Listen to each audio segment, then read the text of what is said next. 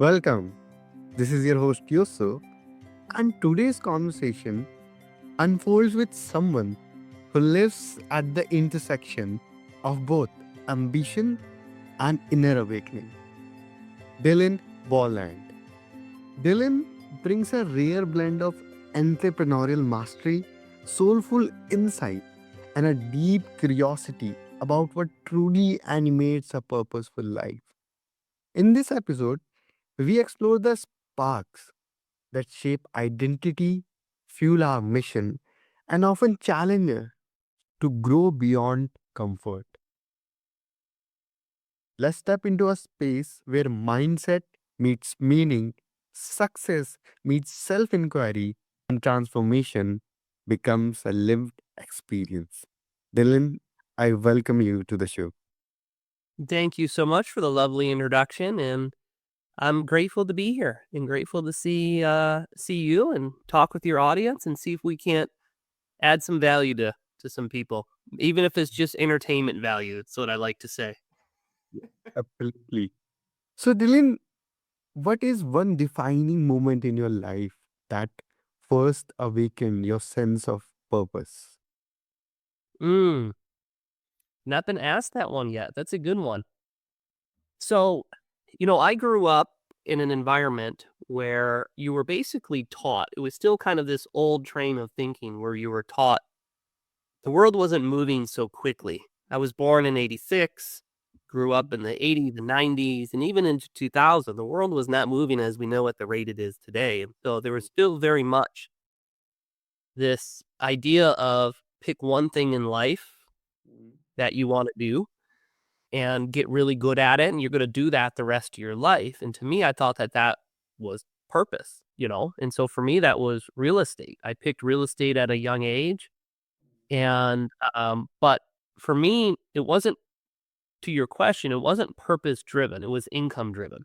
I was at the time still very much consumed with this body and this experience and this world and the materials. And I wanted to have a very certain income. And real estate was my means to do that. But I never really enjoyed it. I actually did not like it at all.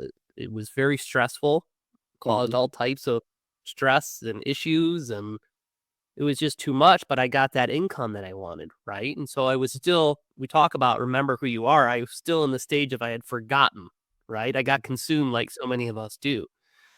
And it wasn't until towards the end of my real estate career, kind of trending into just before COVID, where I had taken everything that I had learned in my business of 17 years. I built a pretty successful real estate business. um, where I had said, you know what, I want to take everything that I learned because there's not a lot of people operating in this business at this level. I was doing 7 to 10 homes a month, fixing flipping homes. I had owned over $100 million US in multifamily real estate.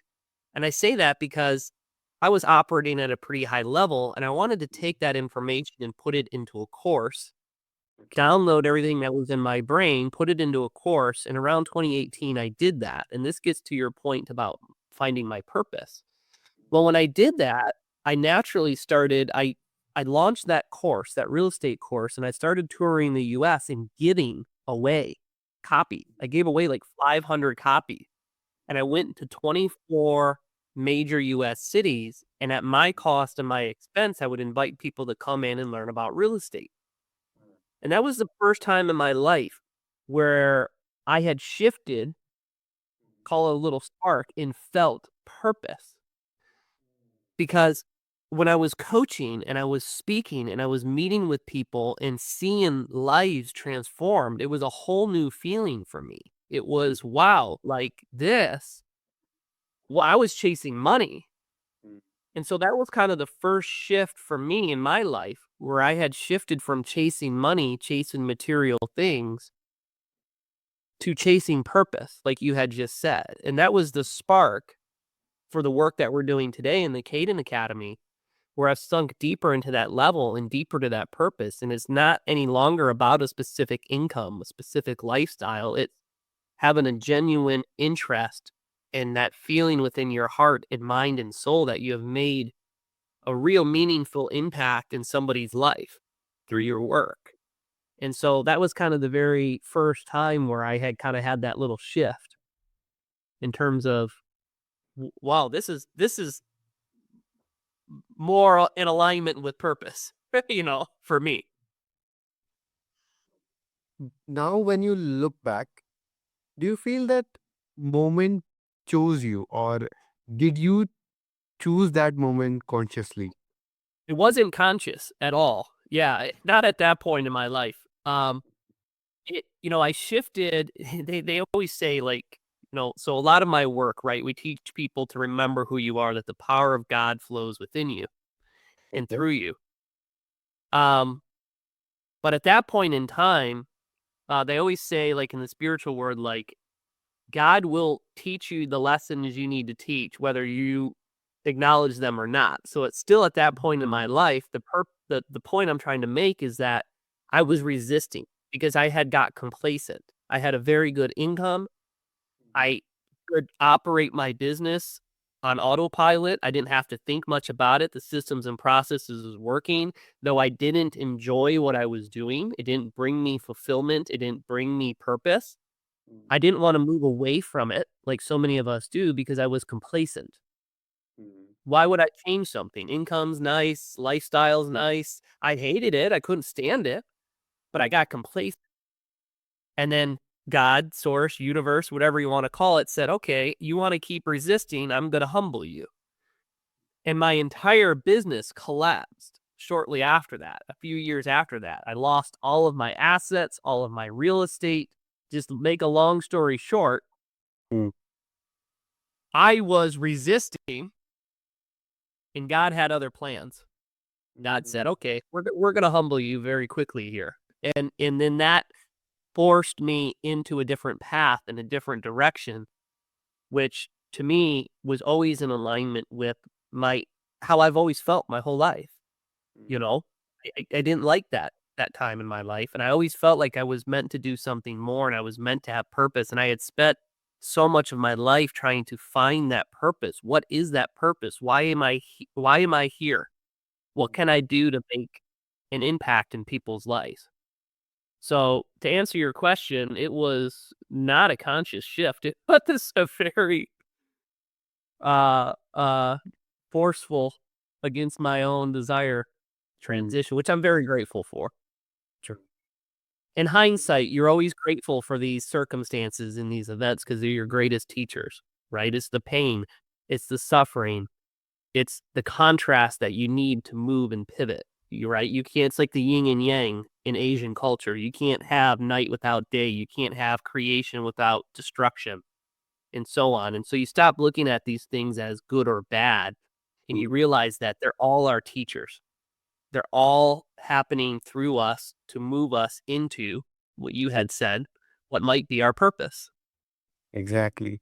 You know, when someone hammers a steel, it's not that it should break, it is to give it shape so that it can become a sword. Give it character. So it's like I think there's a Japanese tradition where they Okay. have a practice of if a cup breaks, they don't throw the cup away. They mend the cup back together, and it's a symbol of character. Correct. It's a symbol this cup has been through something, right? And so that's how I'd like to look at a lot of things, right? It's character, it's wisdom, it's all of these things. You go through life with all these cracks and all these repairs. So like you were Yes.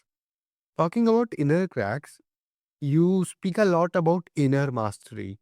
How do you personally distinguish between inner mastery from simple discipline? yeah.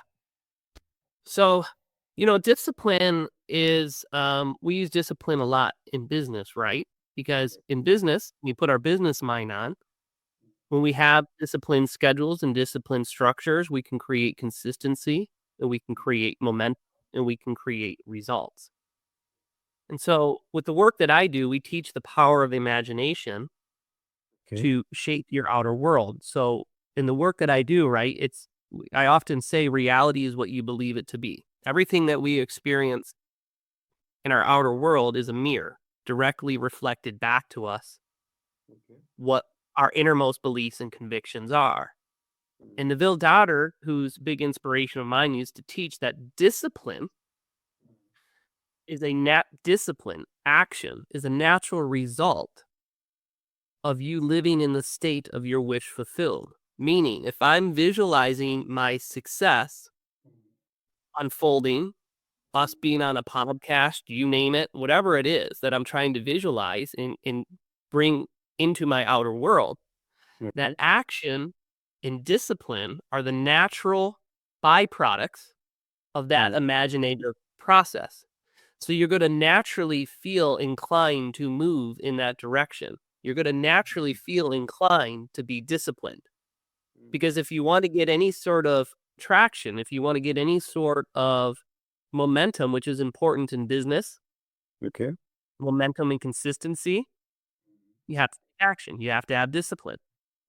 And so your imagination, which is shaping your outer world, your innermost thoughts, that's going to be your natural byproduct. You're going to naturally gravitate towards action and discipline. And then you're going to say to yourself in business, well, wait a minute, I'm acting, but I didn't follow my schedule today. I'm not creating momentum. Business isn't coming in. Results aren't coming in. I got to recalibrate. Maybe I should get more disciplined. Because I'm trying to fulfill that inner vision, right? Yes. And so you're learning. You're saying, hey, working 2 days a week focused is not enough. I need to get a little bit more disciplined here. Needs to get a little bit more serious. So it's instead of forcing yourself to be disciplined and forcing yourself to take action, you continue to hold that image in your mind and allow your body, allow God, allow source, allow universe lead you into the actions that you need to take every day to bring about what it is you're trying to do. If that makes sense. Yes, it is. Let's move from learning to unlearning things. In your own evolution, what belief did you have to unlearn to step into your current level of growth? I'm still unlearning beliefs every day. Yes. And if I list them all, it'll be about a 17-day podcast. Okay. But there's so much. And so, if you look at what's really happening at the root, you have your conscious mind and you had your subconscious mind. And your conscious mind is that filter. And then it allows and says, okay, we're going to allow this to pass through the subconscious mind. Now, your subconscious mind doesn't care right or wrong. It doesn't say, hey, this is right or wrong, or this is good or bad. It just brings about in your outer world what you impress upon it the most. And so if you say to yourself all the time, I'm not lucky, that's going to experience. You're not going to be lucky. It's going to bring about that experience. And so when you understand that, you can move into what we call conscious creation. You shift from living in unconscious creation to being the conscious creator of your outer world and your life. Well, for me, I had a lot of, and like many of us, your family environment is a big one. Yes. That shapes your experience in life and so much of what we experience as adults. And so for me, I grew up in an environment that was always stress, lots of anger, lots of anxiety. I would get mad. I had uncontrolled anger, all of these things. And that was one that I worked on for many, many years, where I had to catch myself. It first starts with awareness, and then you have to catch yourself and realize that these are all things that were impressed upon us in our youth, in our teenage years. And it can be your family environment. It can be your culture. You and I's culture, just you being in India and me being in America, is a big difference in culture and beliefs. And so these things affect the subconscious mind. They affect how you think about everyone and everything and about the world and your individual communities and your school, and all of those things start to make impressions on that subconscious mind. And then that translates to your outer world. And so unfortunately, so many people grow up Not everybody, but a lot of people grow up in an environment of stress or an environment of fear or an environment of lack. Or maybe you were told you'll never achieve, or you're not good enough, or you're not pretty enough, or you're not smart enough, or hey, you're too sensitive, right? And those things get pressed upon you, and then you go through life on autopilot, unconsciously, believing this. And then your outer world mirrors back to you those beliefs. And so I had millions of those things growing up. Like I had said, uncontrolled anger. I didn't know what love was. I didn't grow up in an environment where I really felt loved and cared for. I was kind of a lone wolf on my own. And so I had to uncondition and reprogram that. My beliefs, there was a time in my life where I went down the rabbit hole in terms of politics because that's how I grew up. The government's bad. Everybody's bad, right? So I had to unwire all of that and get away from that fear. And so that's a lot of the work that we do. So it's reprogramming and retraining that subconscious mind to believe and feel something new that is life-giving, that feels better, that's not based out of fear, victimhood, scarcity, right? Yes. And then you begin to attract more of that into your life. And so I spent, a lifetime undoing and unwiring 30 years of conditioning towards things that didn't make me feel so good in life, right? So yeah, there's a lot, but just to give you a few examples. But that work's always continuing. I'm always working on, there's a fear there. Oh, there's the ego peeking its head back in. And I used to have an old mentor tell me everything in your life is just a story. And so you're telling yourself a story about everyone and everything, all made up. So why not make up a story that makes you feel better? Mm. Yes, exactly. And we all have that ability. We can change the story at any point in time. We can say, I don't like that story anymore. I'm going to rewrite, and we call it in my work recontextualization. Tell yourself a new story. Stop telling yourself, I'm not lucky. That might be something you develop from somewhere down the line. Yes. Tell yourself a new story. No, I am lucky. Switch it, recontextualize it. And so there's things that you want to work out in your life that you're aware of that are impeding alignment and prosperity and flow. Just take one thing right now that you are telling yourself over and over and over that is blocking alignment and flow and positivity from coming to you, and rewrite it and tell yourself a better story. And then you repeat that story to yourself over and over and over, and it becomes your new truth. Yes. Like you're replacing the old truth with the new truth. And then what happens is that outer world starts to mirror back to you Yes. that new truth. Doesn't happen instantly, but over time, your outer world will transform in match your new truth. You know, it's like when let's just say I write a sentence, and in that sentence, I mistakenly write a wrong word that should not be there. I have to rub it, rewrite. And when that word is correct, the whole sentence is correct. Whole sentence align. Changes. Yes, exactly. Whole meaning change. Yeah, it can just be that one word, right? And that's a really good symbolic analogy of, and here's the good news. Is you and everybody listening can take that eraser at any point in time, erase that word or that sentence, and rewrite it. Exactly. But it starts with awareness, right? And so if you're not aware of it, if you're not aware that there's a something you want to change or pivot, then how could you possibly change or pivot, right? If you're not aware you are sick, then how can you heal yourself? You know? But yes, your apps. That's a good analogy. At any point in time, use that eraser and rewrite it. And I'd like to even go a little deeper than that. I look at life in terms of chapters. And so as you and I are talking right now, I'm 39. And so for me, this is chapter 39. And I'll reflect back on chapter 39 and I'll say, oh, I like that chapter. There's some things I didn't like about that chapter. The good news is I get to write chapter 40 next and design that how I want it to be and say, oh, I like this, I don't like that, and let's have this adventure. So I get to write the book. And everybody listening gets to write. You are the author of your own book. Alan Watts used to say, you are both the dream and the dreamer. Wow. And I like that quote quite a bit. You are both the dream and the dreamer. Dylan, are there any ways that our listeners can connect with you? Thank you for asking. Yeah, the best place is just to go to my website. It's cadenacademy.com, CADEN, cadenacademy.com. And where I usually draw people to first is we just launched a 12-week inner transformation course. Okay. And that is a great place for people to start. And the first 3 weeks are completely free.